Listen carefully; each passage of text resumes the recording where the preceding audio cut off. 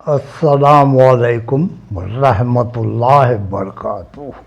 آماد حسن رزق کی دعائیں۔ آماد حسن رزق یعنی رزق اور روزی کمانے کے لیے جو اعمال ہے، جو عملیات کرنا چاہتے ہیں، تو اس کے بارے میں کچھ اعمال حدیثوں کے حوالے سے ہم بتاتے ہیں۔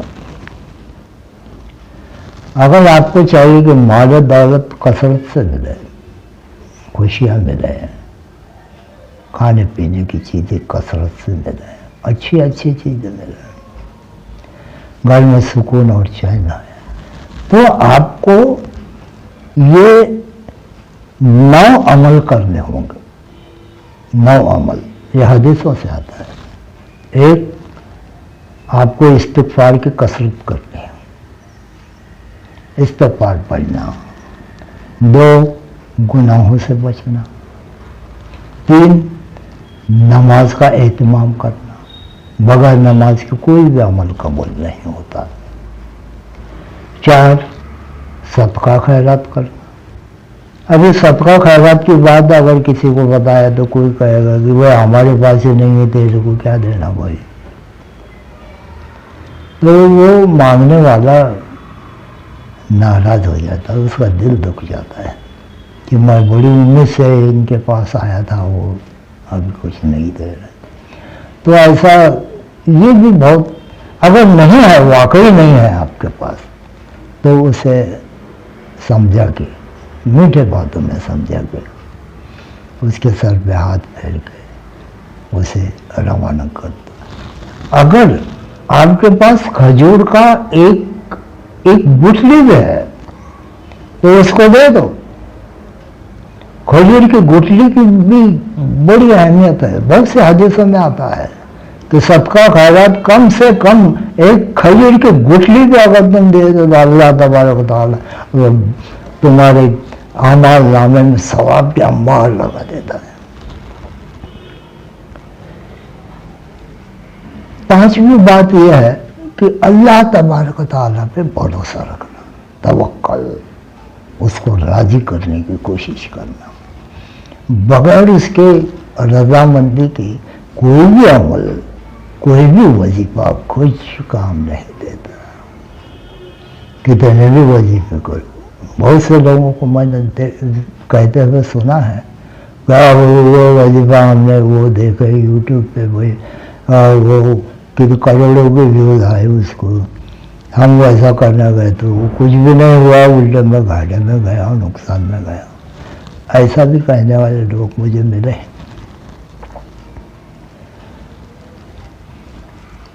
اور حسن اخلاق، اپنے جو اخلاق ہیں، برتاؤ ہے، وہ لوگوں کے ساتھ یا گھر کے لوگوں کے ساتھ یا رشتہ داروں کے ساتھ، یہ اخلاق اچھے ہونے چاہیے۔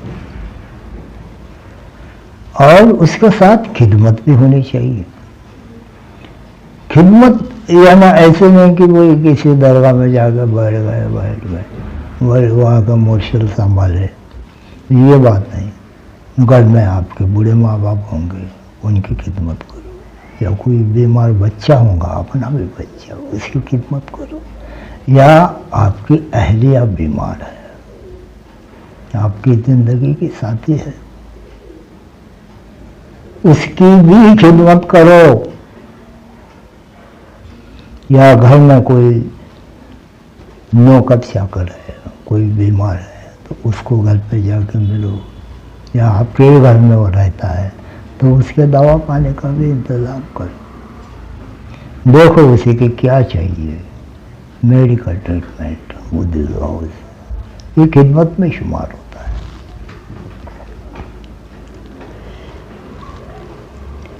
اور اللہ تبارک و تعالیٰ کا ہمیشہ شکر ادا کرتے رہو۔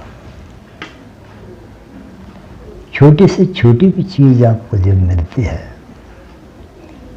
تو اللہ کا شکر ادا کرو۔ یہ اللہ کا شکر ادا کرنا یہ بڑی ایک بڑے اعمال میں شمار ہوتا ہے رزق کے لیے. اور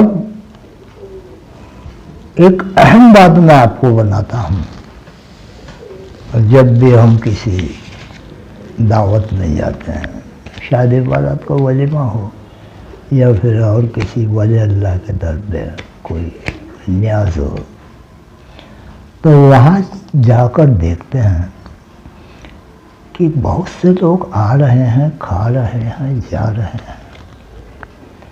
بازو میں مسجد ہے یا درگاہ ہے، اذان ہوتی ہے اور یہ اپنے گھر کو نکل گئے ہیں.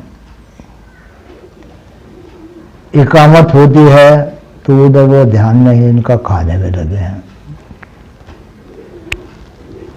اور جب کھا کے اٹھتے ہیں، ایک ایک آدمی جب اٹھ کے چلا جاتا ہے کہ وہ دیکھتے ہیں ہم دری پہ پڑا ہوا جو کھانا ہے وہ بہت ہے، وہ اٹھا کے کچرے کے ڈبے میں ڈال دیا جاتا ہے. تو یہ ناقداری ہے، یعنی رزق کو آپ نے ٹھکرا دیا ہے. ہر ایک دانے پہ لکھا ہے کھانے والے کا نام. جب آپ کو صبح صادق میں رزق کی تقسیم کی جاتی ہے، میکائیل علیہ السلام زمین پر نکلتے ہیں اللہ کے حکم سے اپنے فوج کے ساتھ، اور طلوع آفتاب تک دنیا میں جتنے بھی لوگ ہیں، چرندے پرندے جانور، انسان، عورتیں، بچے، پانی میں کی مچھلیاں، آسمان میں اڑتے پرندے، یہاں تک کہ جو چھوٹے چھوٹے کیڑے مکوڑے ہوتے ہیں وہ سب کو رزق پہنچایا جاتا ہے اللہ کی طرف سے. اور ہر ایک رزق کے ہر ایک دانے پہ کھانے والے کا نام لکھا ہوتا ہے. یہ خاص اللہ کی طرف سے آتا ہے. تو اس سے اگر آپ بے حرمتی کرنے لگے، ایسے کھائے جیسے جانور کھاتے ہیں، کوئی کچھ منہ میں سے پڑ رہا ہے، ہاتھ میں سے پڑ رہا ہے، پلیٹ کے باہر پڑ رہا ہے، زمین پہ پڑ رہا ہے، تو وہ پڑا ہوا کھانا اٹھا کے اپنے پلیٹ میں رکھو اور پھر اسے کھاؤ. اس ناقداری سے بچو، اللہ تبارک و تعالیٰ تم پہ خوش ہو جائیں گے. ایک عمل ہے یہ مال و دولت کمانے کا، کوئی یقین کرے گا اس پہ، لیکن حدیثوں میں بتایا گیا ہے یہ عمل کرو. رزق کی ناقداری سے بچو، یعنی فضول اڑانے کی، کچرے میں پھینکنے کی جو بات ہے. آج کل ہم دیکھتے ہیں کہ یہ ہوٹلوں میں پارٹیاں ہوتی ہیں، وہ کھاتے کم اور پھینکتے زیادہ ہیں. شراب کا دور چل رہا ہے، ناچ رہے ہیں، گا رہے ہیں. کچھ جگہ تو ہم نے دیکھا ہے کہ برتھ ڈے ہوتا ہے، برتھ ڈے یعنی سالگرہ مناتے ہیں، اور وہ جو کیک ہوتا ہے وہ ایک دوسرے کے منہ کو لگاتے ہیں. کچھ انڈے منگائے جاتے ہیں، وہ ایک دوسرے پہ پھینک کے مارتے ہیں. شرم آتی ہے نیچے زمین پہ پڑا ہوا اٹھا کے اپنے برتن میں رکھ کے پھر سے کھانا میں. اس سے رزق کی تنگی نہیں ہو تو کیا ہوگی بھائی؟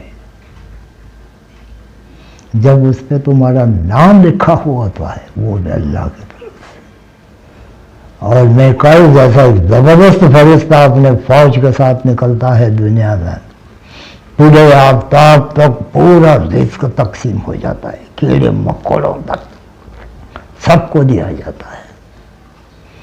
اور وہ اگر تم اس طرح پھینکنے لگے، انکارنے لگے وہ کھانے کا، تو پھر اللہ ناراض ہو جاتا ہے. یاد رکھو ہمیشہ یہ بات. آئیے آپ یہ اعمال کے میں تفصیل سے بتانے کی کوشش کرتا ہوں. بہت سے حدیثیں ہیں اس کے بارے میں. تو رزق اور روزی کمانے کا ہے، تو یہ جو 8-9 طریقے ہم بتا رہے ہیں اس پہ عمل کرو. دیکھتے ہی دیکھتے آپ کے مقدر چمک جائیں گے. لوگ دیکھتے حیران رہ جائیں گے کہ وہ یہ آدمی کیا تھا, کتنا غریب تھا اور کہاں سے کہاں پہنچ گیا. تو ایسا ہو سکتا ہے. ان جو عملیات جو ابھی ہم بتا رہے ہیں آپ کو, یہ کچھ خرچے کے کام نہیں ہے. بس تھوڑا سا وقت نکالنا ہے اور تھوڑا سا ادھر ادھر خرچہ کرنا ہے, صدقہ خیرات کرنا ہے. وہ بھی اپنے قوت دیکھ کر, اپنی قوت کیا ہوئی, چلو اتنا خیرات کرو, صدقہ کرو. یا یہ کھجور کی گٹھلی, یہ تو کوئی مہنگی بات نہیں. ایک نوالا چاول یا گیہوں یا اور کچھ کھانے کی چیزیں کبوتروں کو ڈالو, چڑیوں کو ڈالو, یہ تو کوئی خرچ کی بات نہیں. پھر بھی اگر کوئی تقوی والا پرہیزگار آدمی ہوگا تو اپنے کھانے کے برتن میں سے اٹھا کر ان کو کھانے کے لیے چرندے پرندے کو ڈالے تو واہ کیا بات ہے. آئیے اب یہ اعمال کس طرح ادا کریں میں آپ کو بتاتا ہوں. بسم اللہ الرحمن الرحیم. حصول رزق کے اعمال. آج ہر شخص رزق کی تنگی کا رونا روتا ہے. اب یہ مالی پریشانی کیسے ختم ہو؟ اس علاج کے لیے سرکار صلی اللہ علیہ وسلم نے چند اعمال اور دعائیں بتائی ہیں. ان پر عمل کرنے سے انشاءاللہ ہماری پریشانی ضرور دور ہو جائے گی. کیونکہ بادشاہ کی بات تو جھوٹی مگر مخبر صادق صلی اللہ علیہ وسلم کی بات جھوٹی نہیں ہو سکتی. پہلا عمل استغفار کی کثرت. سورہ نوح کے آیت نمبر 10, 11 اور 12 میں اللہ تبارک و تعالیٰ کے ارشاد ہے وَقُلْتُ اسْتَغْفِرُوا رَبَّكُمْ إِنَّهُ كَانَ غَفَّارًا يُرْسِلِ السَّمَاءَ عَلَيْكُمْ مِدْرَارًا. یہ 12ویں آیت کے آخر تک. تو میں نے کہا اپنے رب سے معافی مانگو, وہ بڑا معاف کرنے والا ہے. تم پر شراٹے یعنی موسلادھار بارش کی مہ بھیجے گا. یہ کنز ایمان پارہ 29 نوح کی آیت نمبر 11 کا ترجمہ ہے. وہ موسلادھار بارش بھیج دے گا یعنی تمہارے لیے رزق کے دروازے کھول دے گا اور تمہارے مال میں برکت دے گا. یہ وہ عمل ہے جو رزق کی تنگی سے نجات کے لیے اللہ نے اپنے محبوب کی امت کو خود بتایا ہے. یہی عمل حضرت علی رضی اللہ عنہ اور حسن بصری رحمۃ اللہ علیہ سب لوگوں سے بتاتے تھے. ان حضرات کے پاس جو بھی رزق کی تنگی کی شکایت کرتا یہ حضرات ان کو استغفار کی کثرت کی تاکید کرتے تھے. دوسرا عمل گناہوں سے بچنا. طبرانی نے حضرت معاذ ابن عباس رضی اللہ عنہ سے روایت کیا ہے. انہوں نے فرمایا کہ میں نے نبی کریم صلی اللہ علیہ وسلم کو یہ ارشاد فرماتے ہوئے سنا کہ اے لوگو تم تقوی کو تجارت بنا لو تو تمہیں بغیر تجارت و وجاہت کے رزق ملے گا. پھر یہ آیت پڑھی وَمَن یتق اللہ یجعل لہ مخرجا ویرزقہ من حیث لا یحتسب. جو شخص اللہ تعالیٰ سے ڈرتا ہے تو اللہ تعالیٰ اس کے لیے ہر تنگی اور مصیبت سے نجات دلانے کا راستہ پیدا فرما دیتا ہے اور اس کو بے گمان رزق عطا فرماتا ہے. اور حضرت ابوذر رضی اللہ عنہ سے مروی ہے کہ ایک مرتبہ رسول کریم صلی اللہ علیہ وسلم نے یہ آیت تلاوت فرمائی، وَمَن يَتَّقِ اللَّهَ يَجْعَل لَّهُ مَخْرَجًا وَيَرْزُقْهُ مِنْ حَيْثُ لَا يَحْتَسِبُ۔ اور پھر فرمایا، اے ابو ذر، اگر تمام آدمی اس پر عمل کر لیتے تو یہ آیت سب کو کافی ہو جاتی۔ اور امام احمد و نسائی ابن ماجہ نے حضرت ثوبان رضی اللہ تعالیٰ عنہ سے روایت کی ہے کہ رسول اللہ صلی اللہ علیہ وسلم نے فرمایا کہ بعض مرتبہ بندہ کسی گناہ کا مرتکب ہوتا ہے تو اس کی وجہ سے رزق سے محروم کر دیا جاتا ہے۔ ابھی تیسرا عمل ہے نماز کا اہتمام و پابندی۔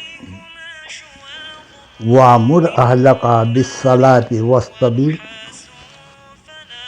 عَلَيْهَا نَسْأَلُكَ رِزْقًا نَحْنُ نَرْزُقُكَ وَالْعَاقِبَةُ لِلتَّقْوَىٰ۔ اپنے اہل و عیال کو نماز کا حکم کرو اور اس پر جمے رہو، ہم تم سے رزق نہیں مانگتے، میں ہی تم کو بھی رزق دیتا ہوں، اور انجام خیر اہل تقوی کے لیے ہے۔ ابھی چوتھا عمل ہم آپ کو بتاتے ہیں، یہ ہے صدقہ اور خیرات۔ حضرت ابو ہریرہ رضی اللہ عنہ سے روایت ہے کہ حضور نبی کریم صلی اللہ علیہ وسلم نے ارشاد فرمایا، اللہ تبارک و تعالیٰ کا ارشاد مبارک ہے، فرمایا، اے ابن آدم، تو راہ خدا میں خرچ کر، میں تجھ پر خرچ کروں گا۔ یہ حدیث صحیح مسلم جلد نمبر 2 صفحہ 690 سے لی گئی ہے۔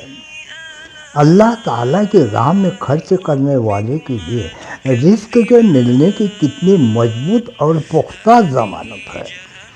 رازق حقیقی خود وعدہ فرما رہا ہے۔ پیارے نبی صلی اللہ علیہ وسلم کے پیارے صحابی حضرت ابو ہریرہ رضی اللہ عنہ روایت کرتے ہیں کہ آقا صلی اللہ علیہ وسلم نے ارشاد فرمایا، انفیق یا بلال وتخشیٰ من العرش اقلالا۔ یہ بہقی کی حدیث ہے۔ اس کا ترجمہ ہے، اے بلال رضی اللہ عنہ، خرچ کرو اور عرش والے سے تنگی کا اندیشہ نہ رکھو۔ ابھی پانچواں عمل ہم آپ کو بتاتے ہیں، اللہ تعالیٰ پر توکل۔ یہ بہت اہم ہے، یہ جو عمل ہے یہ بہت اہم ہے۔ ابو لیث سمرقندی رحمۃ اللہ علیہ نے لکھا ہے کہ حضور اکرم صلی اللہ علیہ وسلم نے فرمایا، اگر تم اللہ تعالیٰ پر توکل کرو جیسا کہ توکل کرنے کا حق ہے تو وہ تمہیں اس طرح روزی دے گا جیسے پرندوں کو دیتا ہے کہ وہ صبح خالی پیٹ ہوتے ہیں اور شام کو پیٹ بھر کر جاتے ہیں۔ ہر مقصد میں کامیابی کے لیے تدبیر کرنا ضروری ہے۔ تدبیر کے بغیر کوئی شخص بھی مقصد تک پہنچنے میں کامیاب نہیں ہوتا۔ علامہ امام غزالی رحمۃ اللہ علیہ فرماتے ہیں، جو شخص توکل کا مفہوم یہ سمجھے کہ بس زمین پر پڑا رہے اور کسب معاش کی تدبیریں اختیار نہ کرے، وہ جاہل ہے۔